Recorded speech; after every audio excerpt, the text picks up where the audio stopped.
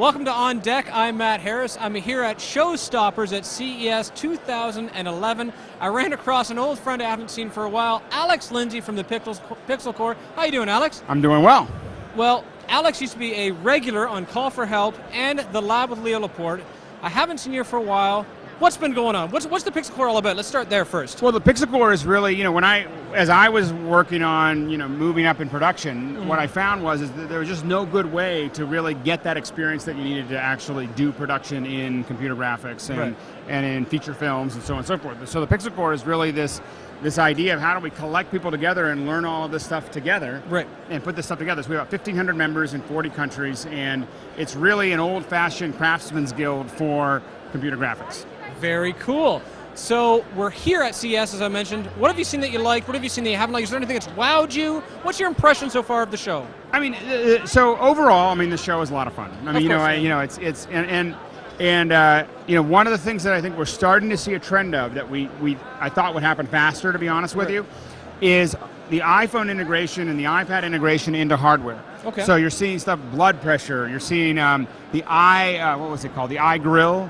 I saw some thermometer thing where you know whether I already bought one. No way. Yeah, well, I have this big green egg, and so I was like, I'm really into barbecue, and so I was like, and I hate the interfaces that I get with my wireless thermometers, and so the eye grill. So, but there's, we're seeing more of that.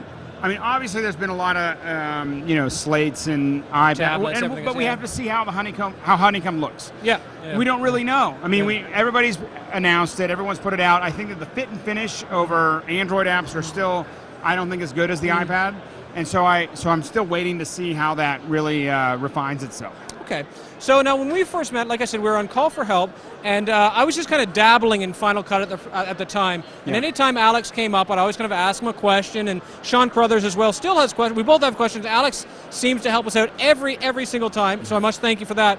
But the thing I'm really curious about is your kind of take on 3D video production, because I'm sure eventually Butterscotch.com's got to get there, and I want to use you a resource as that. So what do you think about 3D video production? Have you got into it yet? So it's really funny that you would ask, because I have been digging deep into 3D production. Okay. So we're actually upgrading. We have a piece of software called Conduit, which is a real-time nodal compositor that lets us do a lot of stuff on set. Yeah. And we've been updating that for 3D over the last 2 months. Right. And so we've been really experimenting with this. And 3D is just a lot of fun. I mean, you realize that it's so interactive, and very simple things become very interesting. Yeah.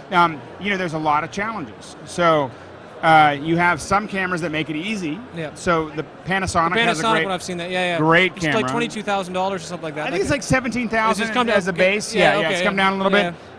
But so Panasonic, I think, has probably the best turnkey system that you have to shoot. Now, we're testing a Red Rock Micro rig that lets us put two cameras side by side. The challenge that you get into is stuff like interaxial distance. So how far is the cameras apart from each other? Right. And the further something is away, the more they have to be apart. So like, for instance, the Panasonic is great at about 10 feet. You get closer than that, not so good. You get too far away, you don't see anything. So there's a lot of challenges there. You can't make that adjustment. But once you start being able to make that adjustment, then it gets complicated of actually getting it done. Now, I'm going to try to sound smart right now because I know nothing about 3D or 3D video production, but there's something about convergence point too as well you have to keep in mind, right? Yeah, so the issue is that when By the way, did I sound smart there or no? Convergence is very important. Nice, nice. And in film, we used to have this, we have this thing called focus pullers. Right.